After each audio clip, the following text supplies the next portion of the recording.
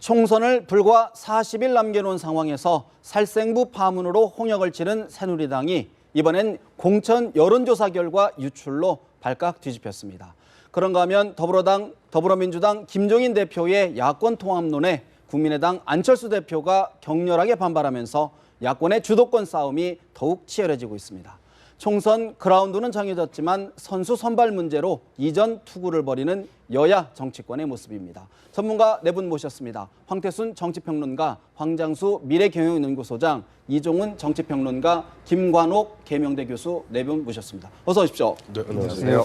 새누리당 공천 살생부 파동이 엊그제인 것 같은데 이번에는 사전 여론조사 파문이지 또 계속 공천 갈등이 좀 불거지는 것 같아요. 황 의원님, 예. 이번 같은 경우에 사실 공천 살생부설에 비해서 더 심각한 상황 아닐까요? 어떻게 보십니까? 그렇죠. 공천 살생부 그 당시 지난주 네. 토요일 그다음에 월요일 날 뭐 전격적으로 봉합되지 않았습니까?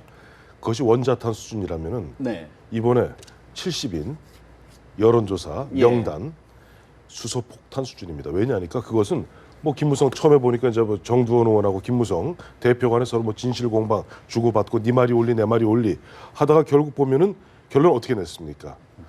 김무성 대표가 찌라시를 보고 그냥 걱정스러워서 한 이야기로 예. 일단 봉합을 하고 그 대신 김무성 대표는 자 사과하고 그다음에 공관위의 공정성에 대해서는 해야 하는 행동을 하지 않겠다. 앞으로 공정성에 하는 행동에 있어서는 크린 공천위에서 엄정 조사하겠다. 이 정도로 해서 봉합을 했어요. 근데 이거는 지금 보면 오늘 놔두는 이런 건건들은 이겁니다. 일단 여의도 연구원에서도 그런 걸 갖다 만든 건 사실이라는 얘기 아니에요. 사실이고 그것이 어쨌든 간에 흘러나가서 막 돌고 있지 않습니까? 그러면 기본적으로 그것이 상향식 공천이 됐던 지금 이한구 공관위에 공천 심사가 됐던 모든 걸 다 허무는 범죄 행위입니다. 네. 특히 그거 갖다 공표를 했기 때문에 그러니까 이거는 뭐 아침 이한구 오늘 그 공천위원장도 그 얘기를 합디다만 빨리 그 중앙선관위에서 빠르게 보면 이게 실태를 파악하고 그 다음에 뭐 검찰에 고발할 일 있으면 고발을 해야 돼요. 당초 보면 지난번에도 당시 이제 뭐 김모 교수 있지 않습니까? 김모 교수 나와서 뭐 이렇게 저렇게 말을 옮긴 텐데 그거 갖다 저도 그때 얘기하지 않았습니까? 빨리 그거 갖다가 수사 의뢰하라고. 네. 그거 갖다 초기에 보면 그런 부분들을 갖다가 이렇게 흔히 선거 때만 되면 있는 그러한 일에 대해서는 빨리 뭔가 갖다 뿌리를 뽑았어야 되는데 그걸 안 했기 때문에 2차 수소폭탄이 터졌다. 제가 지난번에 그 살생부가 유포되었을 때 이걸 정확하게 매듭지어서 살생부 유포에 대한 책임을 그 대상자가 누구든 직위고하에 관계없이 검증하지 않으면 적당히 그냥 합의 보고 칼자루 지었다고 넘어가면 또 심한 것이 2탄, 3탄 터질 것이다. 이런데 정확하게 터지고 있지 않습니까? 예. 이 부분은요. 새누리당이 지금 당 내부에 내재되어 있는 문제들을 그걸 갖다 뿌리를 뽑으려고 하지 않고 적당히 봉합하는 체질이 아주 몸에 배어 있기 때문에 발생한 부분입니다. 자, 아침에 신문에 보면 이 현역들이 거의 대부분이 될 것 같다. 그래서 친박들이 흘린 거 아니냐. 그러면서 김무성 대표가 그냥 있지 않겠다고 큰 소리를 지른댔는데 오후에 들어서 이 내용이 좀 알려지면서 실제 현역 물갈이 폭이 현역들이 여론조사에서 굉장히 현역들이 고전하고 있는 내용이 많이 포함됐다는 겁니다. 그러면 역으로 생각하면 또 비박인 겁니까? 그래서 현재로서는 친박이나 비박이나 누가 했는지 전혀 알 수 없는 상황이고요. 그리고 이것은 이제 이 공관위의 지금 모든 어떤 이 향후의 여론조사가 앞으로 불신을 받을 수밖에 없는 예. 이런 계기를 갖다가 제공했다라는 측면에서 업무방해에 해당됩니다. 공관위에 대한 업무방해. 그리고 이 공당의 공천 행위에 대한 업무방해죠. 두 번째로는 이런 선관위에 신고되지 않은 여론조사를 대중들에게 SNS를 통해서 유포한 부분은 또 선거법 위반 행위로 그렇죠. 선관위가 고발 대상입니다. 그래서 선관위는 적시 망설일 것 없이 검찰에 고발을 검토하는 게 아니라 이 시간 당장 해야 되고요. 새누리당은 지금 공천 작업을 중단하고 이 문제에 대한 부분을 해결하지 않으면 2012년에요. 새누리당의 공천이 어떤 일이 벌어진가. 지금과 똑같은 자료가 한번 유출되어서 그렇죠. 19대 때도 그런 일이 그때 있었죠. 비박들이 당을 예. 만들어서 밖에 나간다 하면서 실제 공천 흐름이 굉장히 무너져서 뭐 공천에서 날아가야 되는 사람들이 살아난 일도 있었습니다. 이 박사님, 사실 정치권 안팎에서는 이번 일로 비박계의 살생부를 좀 이렇게 딱 차단하기 위해서 이른바 비박계에서 좀 흘린 것 아니냐 이런 이야기가 나오는 거 아니겠습니까? 어떻게 네. 보십니까? 우선 이 규모 면에서 볼 때요. 사실은 살생부 건이 수소폭탄급이었죠. 오히려 더. 예, 그것은 분명하고 그리고 이번에 터진 건은 이제 그 파생탄이다라고 좀 봅니다. 그래서 이제 황 소장님 말씀하셨듯이 조만간 제3탄이 터질 가능성도 있다라는 거고요. 그러니까 초기에 한 방이 터지니까 그 연장선에서 이제 계속 좀 터지는 겁니다. 제가 보기엔 줄줄이 좀 몇 건이 더 터질 가능성이 이제 높다라고 보는데, 그 외견상으로 놓고 보면 서로 주고받은 그런 형국입니다. 그러니까 장군멍군했어요. 그러니까 지난번 그 살생부 건으로 해서는 그 김무성 대표가 사실은 권익에 굉장히 손상을 입었죠. 이번 건으로 해서는 누가 결정적으로 그 권익에 손상을 입었나요? 이한구 위원장 아닙니까? 이한구 위원장과 그 공천관리위원회가 상당히 지금 신뢰에 지금 금이 가는. 어쨌든 관리 책임은 있는 그렇죠. 거죠. 그런 상황이 됐다는 겁니다. 그래서 외견상 보자면 장군멍군 서로 이제 주고받은 격인데, 근데 이게 보십시오. 당 대표 저런 식으로 해서 신뢰에 금이 갔죠. 공천관리위원장 신뢰에 금이 갔죠. 자, 그러면 앞으로 어떤 공천 관련한 결정이 내려지더라도 그 불이익을 받은 사람들이 승복을 할까요? 사실은 이게 지금 굉장히 심각한 문제인 겁니다. 이걸 아는지 모르는지 이렇게 터트리신 분들이 그걸 제대로 알고 지금 이게 터트리신 건지는 모르겠으나, 예. 터트리신 분들은 아마 뭐 그 좀 단기적으로 예. 일단 그 본인들의 어떤 이해관계 그걸 관철시키기 위해서 이런 일을 벌리신 건지는 모르겠으나, 결과적으로 보게 되면 이게 당 전체의 지금 권위 훼손을 예. 지금 가져오고 있다라고 하는 것. 그래서 사실은 이게 단순히 넘어갈 문제가 아니고요. 아니다. 선관위 조사 이제 뭐 검찰 조사 진행이 이제 되겠지만 이거 꽤 시간이 걸리지 않겠습니까? 김 교수님, 사실 지금 이제 선관에서 이미 조사가 들어갔고 결과에 따라서 수사도 의뢰하겠다 이렇게 밝혔는데, 선관위 조사를 통해서 좀 내용이 좀 밝혀질 수 있을까요? 밝혀질 것으로 생각합니다. 그리고 밝혀져야만 돼야 되고요. 기본적으로 지금 이것은 비박과 친박 간의 어떤 권력 투쟁적 성격이 굉장히 강하거든요. 근데 여기서 뭔가가 결과가 나오지 않으면 네. 이것은 뭐 예컨대 300명의 후보자를 꿈꾸는 1000명이 넘는 이 예비 후보자들. 후보들이 서로 이 자료를 갖고서 뭐 온갖 얘기들을 만들어낼 것이고, 그런 것이 지속되면 될수록 사실상 새누리당의 어떤 공천 과정이라는 것은 흙탕물로 이제 들어갈 수밖에 없는 것이기 때문에 이것을 빨리 선관위가 개입해야 되는 부분이고, 일단은 이제 김무성 대표가 얘기했던 상향식 공천제를 이것을 선관위가 관리를 해서 법제화시키자, 뭐 이런 것들이 사실 설득력이 이제 좀 더 얻게 되는 그런 과정이고요. 예. 지금 말씀하신 대로 공천 과정도 이제 좀 국가가 관리할 필요가 있다. 뭐 이런 정당 정치 아직 완전히 공고화가 안 됐기 때문에 나타나는 이런 현상이다라고 우리가 또 볼 수가 오히려 있는 거죠. 이번 기회에 좀 뭔가를 정비를 해야 되는 계기로 삼아야 된다. 황 소장님, 사실 지금 이제 선관위에서 조사가 되면 결과가 나올 것이다라고 말씀하셨는데 어떻게 보십니까? 저는 선관위가 이걸 못 밝힌다고 봅니다. 선관위가 수사권이 극히 제한돼 있고요. 그냥 물어보는 정도 말고 강제적으로 수사할 수 있는 권한이 있습니까? 압수수색을 하거나 뭐 예를 들어서 체포해서 물어볼 수 없기 때문에 선관위는 괜히 이거 잡고 시간 끌지 말고요. 예. 곧바로 오늘 중에라도 검찰에 수사를 고발을 하면 되죠, 선관위가요. 그렇게 하면 이 수사가 진행될 거고, 여기서 중요한 것은 제1당이고 여당인 새누리당조차도 이런 경선을 관리해 갈 능력이 없다라는 걸 이번에 여실히 보여주는 거고요. 대한민국의 여야당이 전 세계 아주 해괴한, 어디에도 없습니다. 전화 돌려가지고 전화 돌린 여론조사 결과만으로 후보를 갖다가 선출한다라는 이런 행태를 벌이고 있다는 것이요. 애초에 통제되지 않고 관리되지 않는 문제를 갖다가 도전한 겁니다. 진성당원, 책임당원이 하나도 없이 정당 주변의 브로커들만 수두룩한 이런 상황에서 이런 제도를 도입해가지고 이것이 마치 상향식 경선이 풀뿌리 민주주의 계획인 것처럼 이렇게 해오다가 그래서 전화로 여론조사 돌리다가 사고 나고 있는 거 아닙니까? 이 사고가 아니라요. 이번에 이 선거가 이제 공천이 결정되고 본선에 나서 총선이 끝났을 때 여야당의 낙천한 예비 후보들이 소송을 제기했을 때 이건 수습 불가능한 일이 벌어질 수도 있습니다. 있다. 이게 바로 전초전에 예, 불과하다. 그렇기 그렇게 때문에요. 보시는 거군요. 이제 이런 위선적인 여론조사 방식의 경선을 포기하고 차라리 옛날처럼 그냥 전략공천? 오나들한테 가서 그냥 공천 달라고 하든지 오히려 안 그게 그러면 낫다. 네. 제비뽑기로 공천하는 게 나을 겁니다. 네, 황 의원님. 예. 사실 이런 논란이 있는데도 불구하고 어쨌든 비박계 입장에서는요. 네. 특히 대구 지역의 입장에서는 이번 사전 여론조사 결과가 이렇게 유출되면서 좀 차단하는 그런 효과는 있지 않을까요? 어떻게 보십니까? 그거 보셨어요? 봤습니다. 저도 봤어요. 네. 저도 봤는데 그거 봐갖고는 뭐 비밖에 진밖에 할 거 없이 서로 예. 그 흔한 독인 객인이에요. 뭐 큰 차이는 없는 것 같고. 이제 아까 살생부 말씀하신 거 잠깐 짚고 넘어가야 될 네. 필요가 있는 것이 살생부에서 우리가 가정을 한번 해보시자고요. 살생부 파동 때 김무성 대표 한 방 먹었는 이유 왜 먹었습니까? 정두원 의원하고 얘기했기 때문에 먹은 거예요. 정두원 의원이 얘기하지 않고 수근수근 뒤로 갔었으면은 돌아다녔으면 그냥 돌아다녔으면 예. 그야말로 그 당시 공천위가 오히려 보면 곤욕을 치를 판이었어요. 근데 정두원 의원이 막 고변을 해버렸죠. 그 바람에 김무성 대표가 한 방 먹은 겁니다. 예. 한 방 먹고 나서 그다음에 마침 어제 그저께 이한구 공관위원장이 묘한 말씀을 하셨어요. 네. 이제 승리를 거머쥐었다 생각해서 그랬는지 모르지만은 우선 추천 지역을 갖다가 당초 한 곳에서 세 곳 광역단체별로 아니라 5곳으로 5곳으로 그러면 16만 곱해보면 몇 개죠?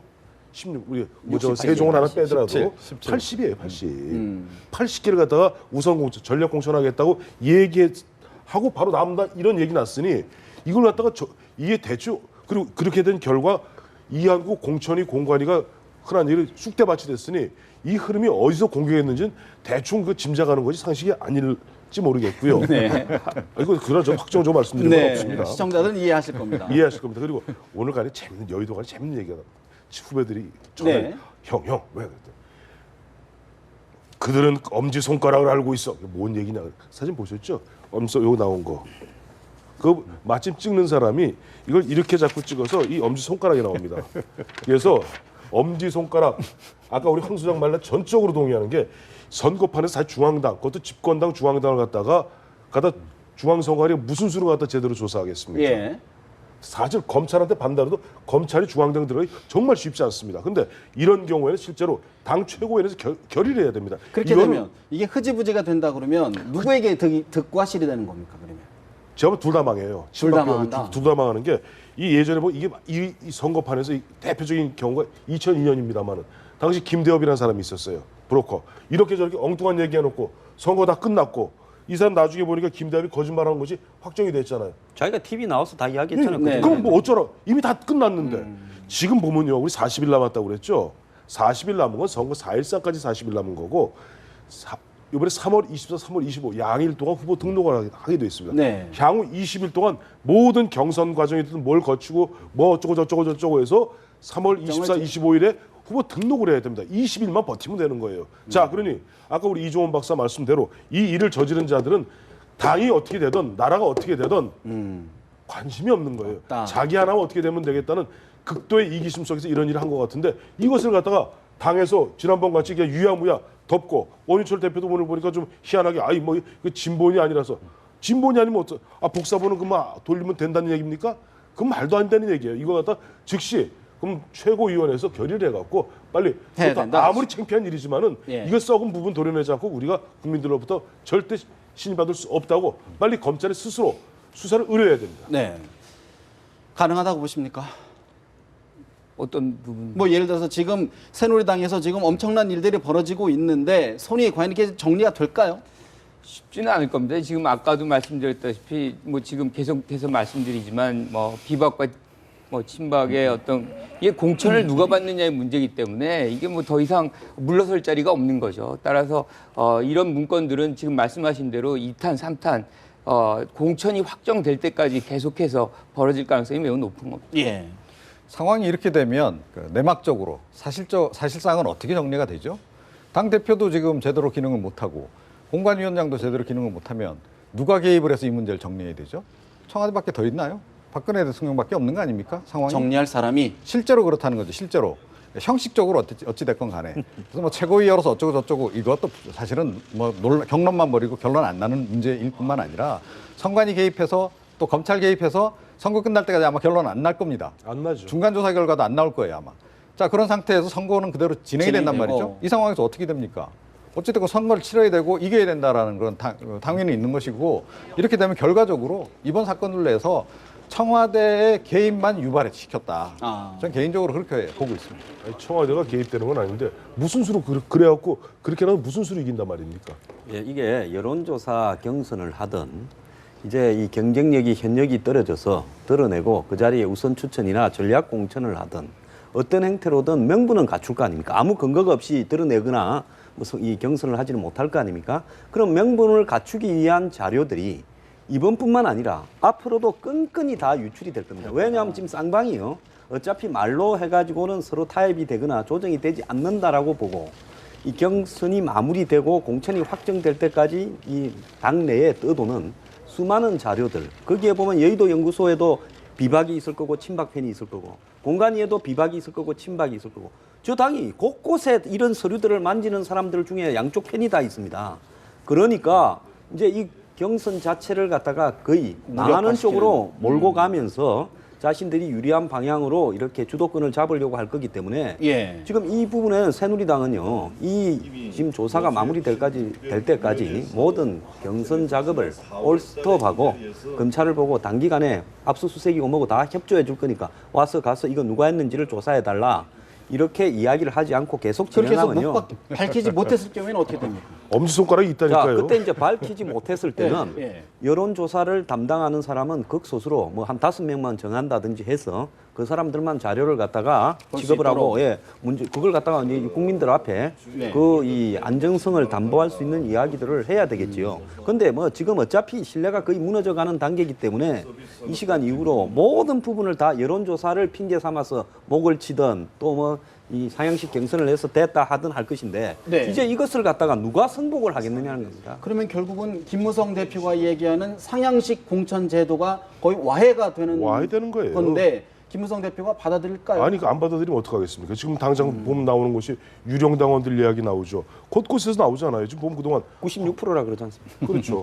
황진아 사무총장이 네. 좋다 그러면 해봐라 하고 예비 후보자들한테 명단 던져주고 해보라 그랬더니 96%가 지금 엉터리라고 나왔는데 그걸 갖고 여론조사 당초부터 잘못됐던 것이 원래대로 하면 원래 50% 대의원들이 투표하고 진성당원들이 그다음에 50% 여론조사하겠다는 것이 원래 당원 당규였어요. 예. 이걸 갖다 3대 7을 바꾼 거 아닙니까? 그다음에 이 3조차도 그러면 당원들이 직접 대의원들이 나와서 하면은 매수의 우려가 있으니까 여론조사를 하겠다는 거 아니에요. 여론조사는 매수 안 됩니까? 명단 다 있는데?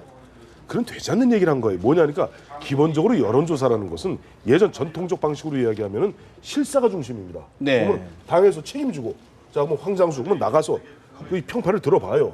그다음에 이종훈이 어떤가 평판을 들어보고 여론조사 돌려보고 그래서 정무적 판단을 해서 당에서 도장을 꽝 찍어서 그냥 우리 상품입니다 하고 내미는 거예요. 예. 근데 그거 갖다가 다짜고짜 갖다 그냥 여론조사에서 여론조사는 기본적으로 과학입니다. 오차 범위가 있어요. 표본 오차가 있어요. 그걸 다 무시하고 그걸로 뽑겠다? 그리고 그것이 100% 상향식 공천이고 그것이 처음에 얘기했던 오픈 프라이머리입니까? 아니잖아요. 김무성 인정을 할 거 인정을 해야죠. 김무성 대표가 과연 수용할 수 있을까요? 저는 그게 계속 지금 머리에서 떠나지가 않는데. 네. 근데 이게 참 묘한 것이 결국 이번 살생부 파문, 여론조사 결과 또 파문 이걸 통해 가지고 전략 공천도 상당히 좀 훼손을 많이 지금 입었거든요. 상향식 공천도 마찬가지 훼손을 입었는데 자 그럼 둘 다 훼손 입었다라고 치고 그러면 이제 어떻게 할 거냐라고 이야기를 이제 하다 보면 결국은 전략 공천으로 갈 수밖에 없는 상황이 돼버린다는 거예요. 두 가지가 겨루면 전략 공천이 이긴다는 겁니다. 왜? 이게 그냥 과거부터 해오던 방식이기 때문에 그나마 예. 그리고 어차피 뭐 지금 상향식 공천을 하든 뭘 하든 탈락한 사람들은 반발을 할 수밖에 없는 구조잖아요.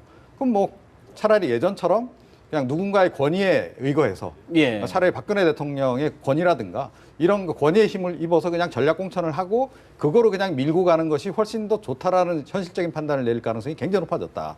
그래서 이래저래 결국은 뭐 이 원했다라고 좀 보진 않지만 결과적으로 청와대 쪽에 힘이 더 실릴 수밖에 없는 그런 상황이다. 예, 방향으로 가고 있다. 그런데 지금 이제 이 김무성 대표 같은 경우는 상향식 공천에 사실 목숨을 걸은 거거든요. 정치 생명을 걸은 거기 때문에 이거를 후퇴하기도 굉장히 어렵습니다. 그렇죠. 그래서 이한구 위원장도 마찬가지고요. 그래서 이 두 친박과 비박이 결국엔 타협점을 모색할 수밖에 없다. 여기서 뭐 검찰이 들어와 가지고 뭐 수색할 수도 없는 일이고 정당의 모습을 그대로 유지하고 어느 정도 여기서 이 마무리를 하려면 예. 이 두 세력이 일종의 타협점을 만들어서 국민들에게 이 보여주는 그런 그 과정이 필요한 타협점의 지점이 어느 정도라고 보십니까? 그 지금 뭐 그거를 뭐 구체적으로 우리가 예상하기는 참 어렵지만 뭐 지금 어느 한쪽이 완전히 상향식은 붕괴됐고 뭐 이 우선 추천제는 오히려 살아났다 뭐 그렇게 얘기하기 좀 어렵다는 거죠. 그래서 그런 상황이다. 그것들이 조금 더 이제 논의는 더 심각하게 되지 않을까. 네. 사실 새누리당 배경막에 이러다가 한 방에 훅 간다라는 말이 있는데 이런 상황이 계속 지속될 경우에 그것이 현실화되는 것 아닌가 하는 우려감을 덜 수가 없는데 야당 이야기를 좀 해보겠습니다. 더불어민주당 김종인 대표가 연일 국민의당을 압박하고 있는데 어제 안철수 대표가 거친 언사로 계속 반박을 한 거에 대해서 김종인 대표가 또 다시 반박을 했어요. 저희들이 발언 내용 잠시 준비해봤습니다. 국민의당에 대한 정치적 공격이고 공작입니다. 국민의당이 제3당으로 우뚝 서는 것 방해하고 저지하려는 명백한 정치 공작입니다. 김종인 대표께서는 헌정을 중단시킨 국보위 수준의 전권을 장악했습니다. 그럼에도 불구하고 김종인 대표는 당의 주인이 아닙니다. 임시 사장입니다. 당의 주인은 바뀌지 않았습니다. 당의 주인은 당원이 주인이지 어느 대표가 이 당의 주인은 아닙니다. 그러니까 이 당이 무슨 사당도 아니고 이거 공장이라고 할 것 같으면은 이 당에 대한 인식 자체가 좀 잘못되지 않았나 이렇게 생각을 해요. 사실 두 대표, 거물 정치인들, 주요 정치인들의 발언치고는 좀 이게 금도를 좀 넘어서는 것 아닌가 하는 느낌이 드는데 어떻게 보십니까? 이해 있습니다. 이의가 있습니까? 안철수 대표가 거물 정치인인가요? 주요 정치인이라고 주요 바꿨습니다. 정치인으로 네. 바꾸십시오. 네. 거물 정치는 아닙니다. 거물이라는 것은 그 내공이 쌓이고 네. 쌓여야지. 지금 안철수 의원이 지금 저 모습은 저는 좀 안타까워요. 안철수 의원 하면 우리가 새정치를 갖다가 항상 등치해서 보게 되는데 새정치의 모습이 바로 저런 모습이었나요? 자기한테 불리한 상황이 어려워지니까 그야말로 온갖 막말을 다 쏟아내면서 국보위 수준의 주인도 아닌 사람이 임시사장이다. 임시사장이 그런 식으로 악을 쓰듯이 얘기하는 것이 과연 안철수 의원에게 무슨 도움이 되겠습니까? 그러다 보니까 또 김종인 대표 한마디로 퉁 쳐버리잖아요. 여보세요. 당의 주인은요. 당신도 나도 아니고 그 당의 당원들이 당원들이다. 주인입니다. 당신이 그런 생각을 하고 있으니까 여전히 보면은 공동 대표 체제인데 다른 대표하고 이런 방구 이야기도 협의도 안 하고 당신 멋대로 얘기하는 거 아닙니까 하고 점잖게 퉁치는 거거든요. 예.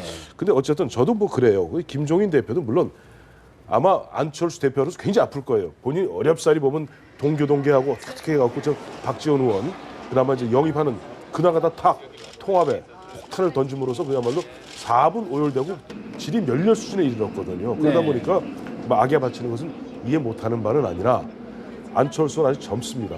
정치할 날이 정치 아직 많이 남아있다. 한두 해 하고 마는 거 아니니까 그게 참 미천을 드러내 보이시면 안 되죠. 황 의원님, 그런 측면에서 봤을 때 김종인 대표의 이런 언급들, 이런 정치적 것들이 사실은 안철수 대표를 이렇게 좀 완전 폄하시키는, 정치적으로 고립시키는 효과는 얻고 있는 건 아닌가? 이런 분석에는 어떻게 보십니까? 공개적으로 이 고사 고립 작전을 시작했다라는 것을 만방에 지금 알리고 있는 거고, 지금 제가 봤을 때는 국민의당에 적을 두고 있는 이 과거의 동교동이나 호남 의원, 뭐 또 박지원 의원이라든지 건노갑 고문 이런 분들이 트로이 목마 역할을 하고 있다고 봐요.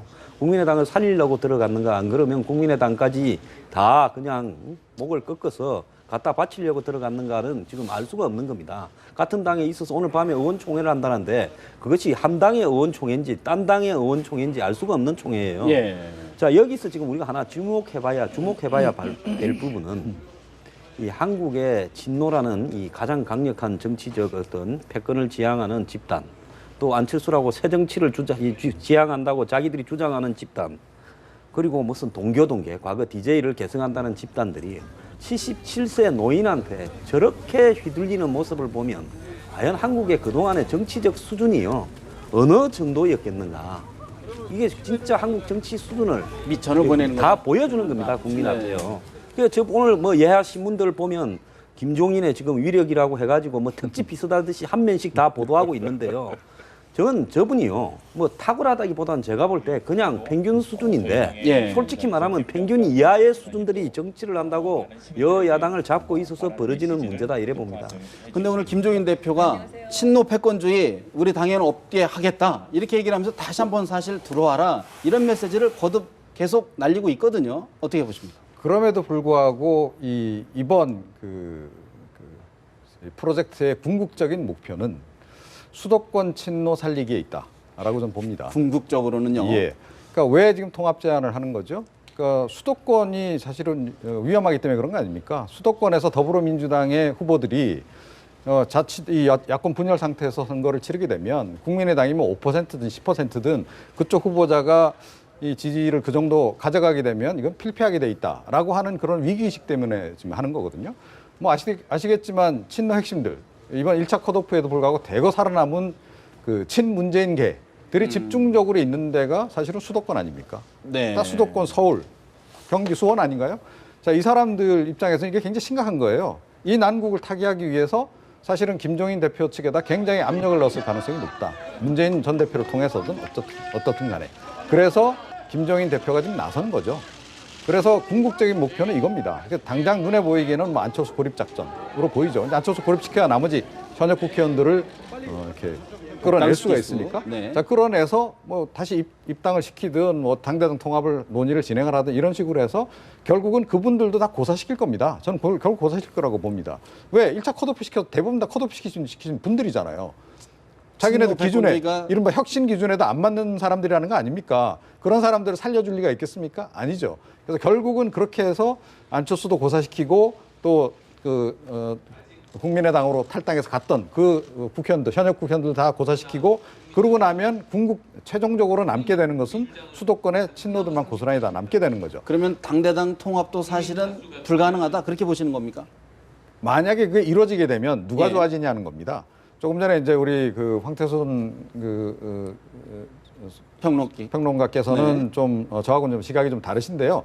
지금 야권에서 갑이 누군가요? 국민의당이 갑인가요?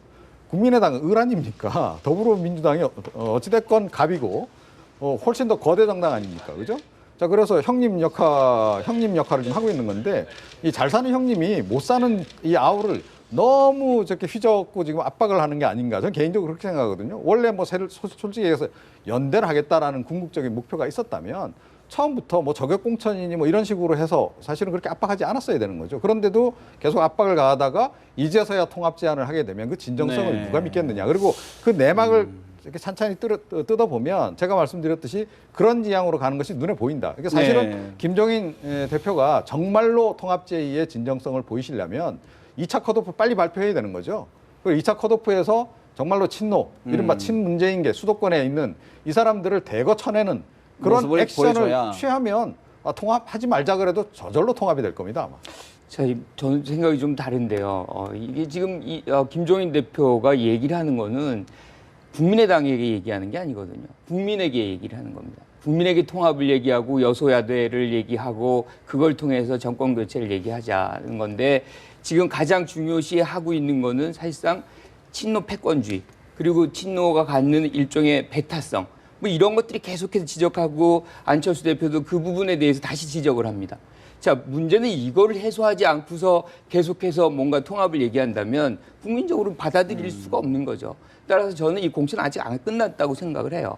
즉 김종인 대표가 실질적으로 뭔가를 변화시키려면 네. 친노를 상당 부분 걷어낼 수밖에 없는 것이고 실질적으로 걷어낼 것이다 그렇게 보십니까? 저는 그렇게 봅니다. 그리고 지금 이제 비대위도 그렇고 비대위 구성인원도 그렇고 실무진들도 마찬가지입니다. 지금 뭐 친노들이 많이 역할을 하고 있잖아요. 실질적으로는 상당히 새로운 세력들이 들어왔고 또 새로운 세력들은 자기들이 이제 만들어가는 어떤 세상들을 꿈꾸게 돼 있죠. 따라서 우리가 친노를 너무 과대하게 이제 평가해서 모든 걸 뒤에서 조종한다. 사실 뭐 우리가 알다시피 김종인 대표는 우리가 평생에 한 번도 하기 어렵다는 비례대표를 4번이나 여야를 왔다 갔다 하면서 한 분이에요.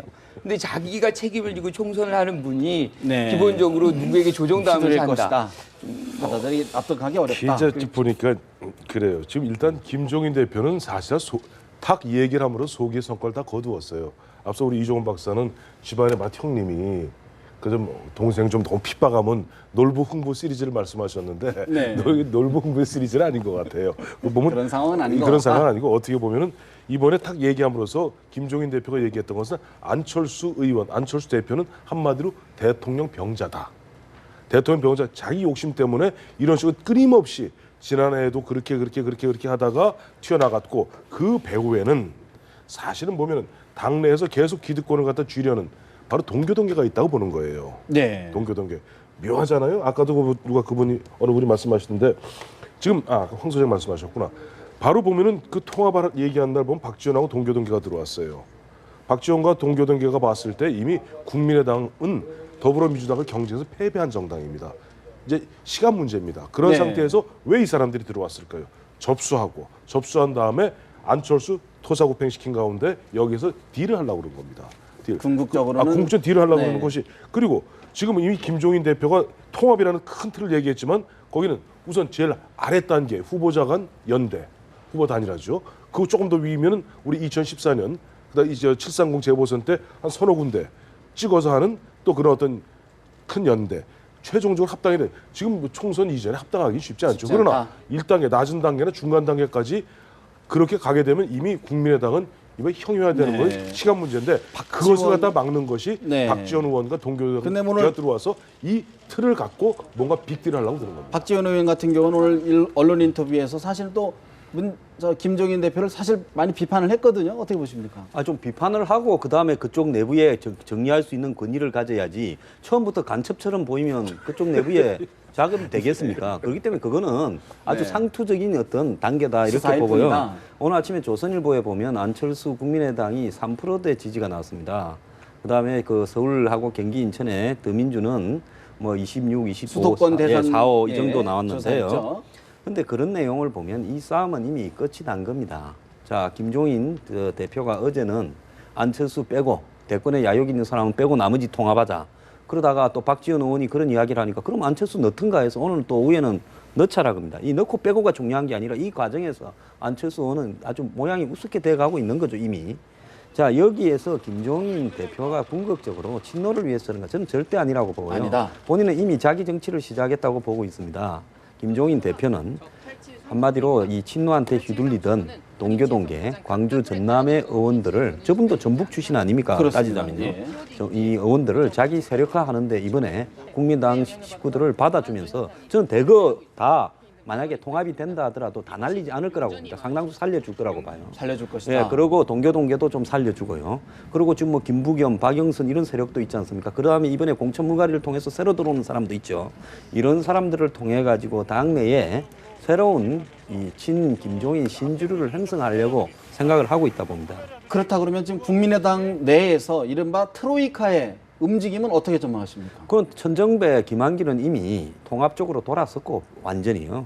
안철수 의원만 남았는데 지금 뭐 한 서너 명의 의원들이 그래도 지키자 하는데 그것은 뭐 시간 문제라고 봅니다. 자, 여기서 이제 중요한 부분은 뭔가 하면 이 앞으로 그러면 수도권에서 선거 연대를 할 거냐? 저는 그렇게 안 될 거라고 봅니다. 이미 의원들이요. 그야말로 정치판에 수를 잃는 데는 뭐 이 차이는 좀 있겠지만은 아주 도가 귀신같이 통했으니까. 도가 통한 사람들인데 네. 이거 텄다고 생각하면 받아만 준다면 온갖 명분을 만들어서라도 도항을 하겠죠.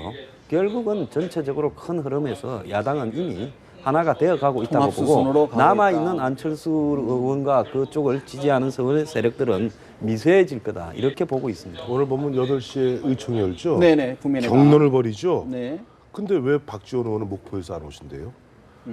박지원 의원은 오늘 안 온다고 오늘 오전에 방송에서 구체적으로 얘기하시더라고요. 그렇죠. 오늘은 뭐 제가 본인이 해야 될 일이 있기 때문에 오늘 저녁 8시 의총은 안 갑니다. 못 간다. 자, 어제 그저께 입당하셨고 그다음에 지금 국민의당이 어떻게 보면 절체절명의 위기의 순간에 분수령에 서 있단 말이에요. 이때 보면 힘을 보태주기보다는 오히려 한 발 뺀 상태에서 뭔가 다른 그림을 그리고 있다. 그러면서 보면은 지금도 보면 방송에 나와서 말씀하시려고 이렇게 들어보면 김종인 대표에 대해서 각을 세우는 건 뭐냐니까 자 앞으로 협상의 대상은 안철수가 아니다.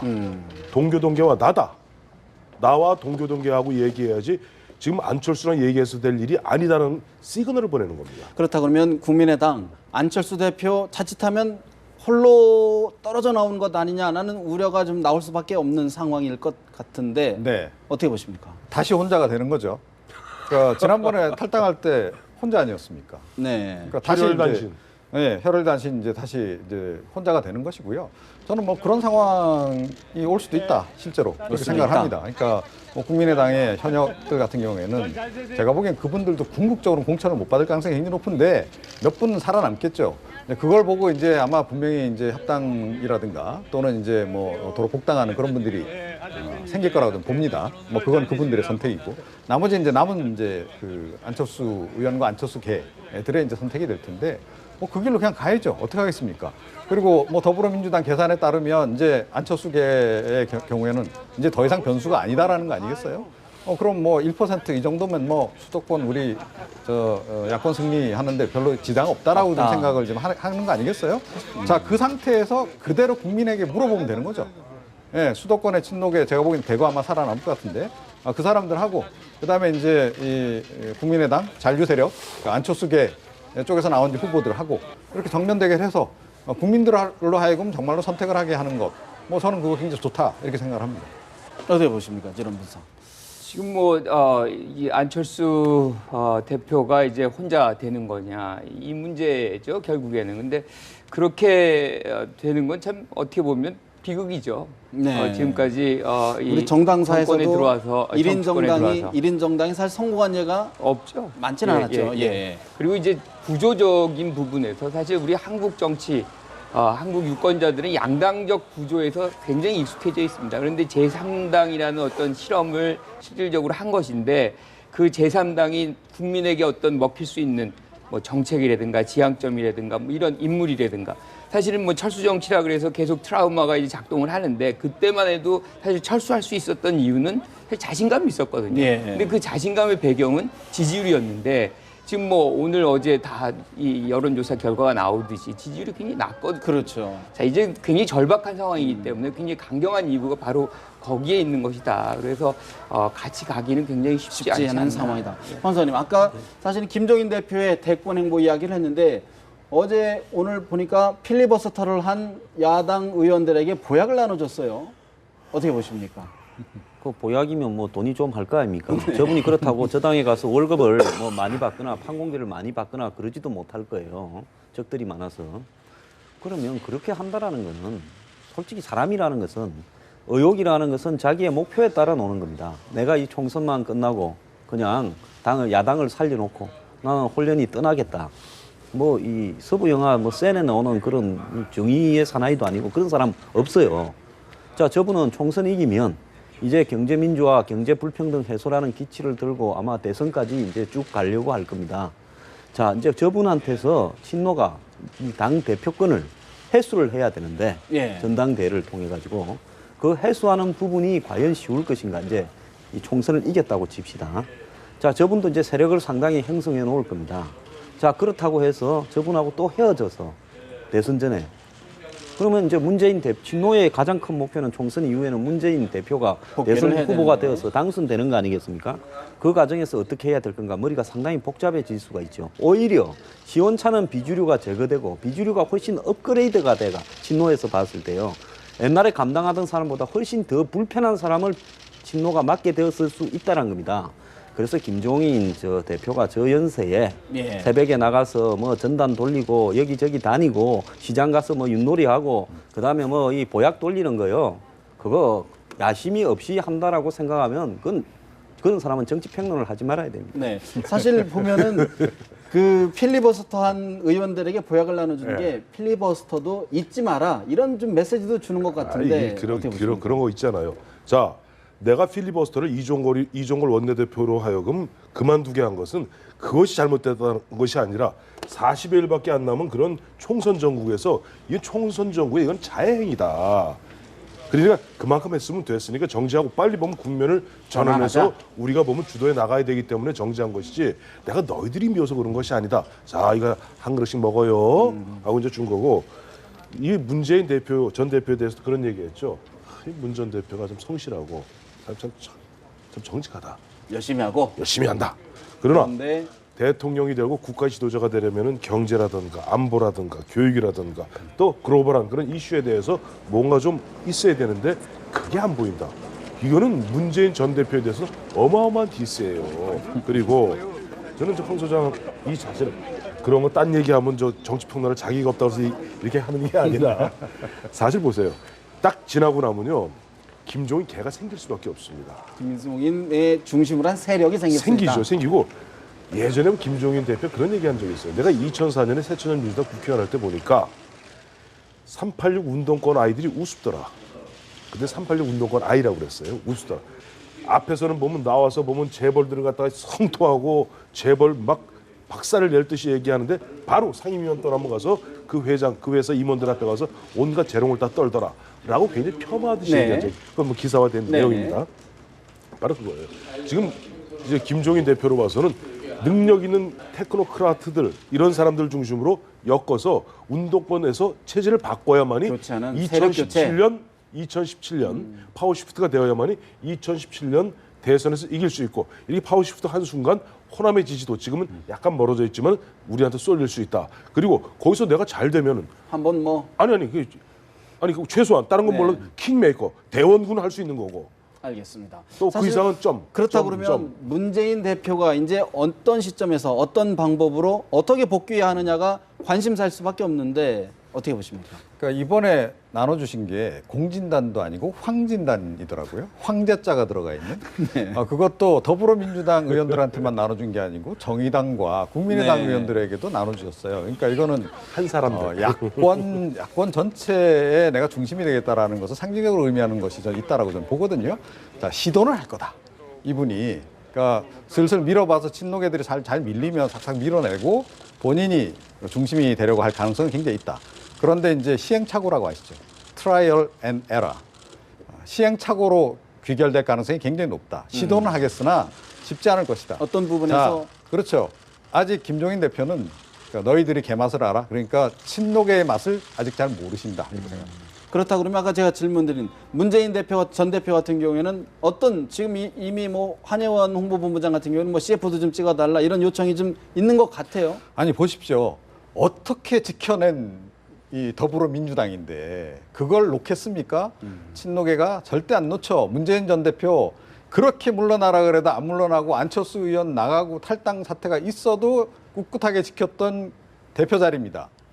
그 기득권을 쉽게 놓을 수 있을까요? 절대 저는 놓지 않을 거다. 놓지도 않고 예. 놓을 수도 없다. 자, 김종인 대표가 아주 중요한 정치적 명분을 쥐었습니다. 즉 통합이라는 걸 쥐고 상대를 사분을 시켜내고 있는데 사실은 이것을 그만큼의 어떤 노력이 보여주지 않으면 역풍이 불 수 있는 것이죠. 국민들이 노력은 안 하고 이 명분만 주려고 한다. 뭐 이런 식으로 인식하게 되면 이것도 효과가 나지 않을 수가 있습니다. 근데 문제는 이제 이런 상황에서 많은 사람들이 또 오해를 하게 되는 거죠. 김종인이 대권에 야망이 있는 거 있다. 아니냐. 뭐 그래서 문재인이 들어오기 어려울 것이다. 뭐 그런 건 있지만 예. 사실은 그 모든 것은 총선 이후의 예, 상황이다. 결과, 즉 총선을 어떻게 했느냐가 그것을 아니, 근데 말할 제가 수 있는 궁금한 게 거죠. 하나 있어요. 네. 문재인 지금 전 대표는 이번에 불출마 선언했죠. 네. 비례대표 안 나가겠다고 했죠. 그러면 저 무슨 수로 돌아옵니까? 돌아오기 아니 어렵다. 정치는 현실이에요. 보면은 왜 보면은 이 배지가 중요하냐니까. 대권 행보를 하는 거 아닐까요? 어떤 형태든. 대권은 무슨 수로 뭐 합니까? 예를 들어서 뭐 돌아다니. 저 손학규 전 대표 마냥 강진에 가서 장사 핍니까? 이미 5월 30일 날 20대 원이 딱 구성되는 순간 새로운 분위기예요. 막 들떠서 가는데 그때 보면 늘 보면 언론하고 컨택이 돼야지 국민들한테 비춰질 거 아닙니까? 그리고 실제 되면 그때 중요한 게 그러니까 중앙위원회 새로 구성됩니다. 네. 전당대 통해서 그렇게 되었을 때 과연 지금까지 친노가 다수일지 저는 퀘스천이라고 봐요. 전 짧게 한 말씀 드릴게요. 만약에 이제 김종인 대표의 프로젝트가 성공을 했어요. 그래서 자기 사람, 그래서 김종인에도 생기고 했다라고 전제를 하자고요. 그래서 당 자체가 문재인 당에서 김종인 당으로 변화됐다라고 전제를 하고 그게 야당인가요? 야당의 제가 보기엔 색깔이 새누리당보다도 오히려 더 구구지향적으로 갈 가능성도 굉장히 있다. 저는 외연이 그렇게 봅니다. 확대됐다라고 그러니까 할 지금 수도 당장 보십시오. 김종인 대표가 되고 난 다음에 영입한 분들 보세요. 주로 삼성맨들 출신들 이렇게 오지 않습니까? 그분들 성향 기본적으로 보수적인 성향들이거든요. 경제민주화를 겉으로 외치시지만 사실은 김종인표 그 경제민주화라고 하는 것 내용도 네. 그렇게 재벌 개혁지향적이지 않다. 이렇게 생각합니다. 네. 이번에 김종인 대표의 앞으로 뭐 정치적인 장래나 미래는요, 제가 봤을 때는 이번 총선을 통해서 이 승리를 하는데 그 과정에서 이 정치적 아젠다가 지금은 한국에 있어서 야권의 이념, 뭐 북한 문제 이런 어떤 그런 부분에 굉장히 치중돼 있는데 이 아젠다를 민생, 경제 이런 부분에서 이 평등, 그다음에 뭐 경제 민주화 이런 쪽으로 옮겨서 예. 총선에서 이슈로 삼아서 그걸 갖고 관철시켰다면 제가 볼 때는 아마 김종인한테 주도권이 넘어갈 수 있을 가능성도 있습니다. 역시 총선 이후에 또 제2의 권력 투쟁이 있을지 않을까 지켜봐야 될 것 같습니다. 네 분 말씀 오늘 여기까지 듣겠습니다. 고맙습니다.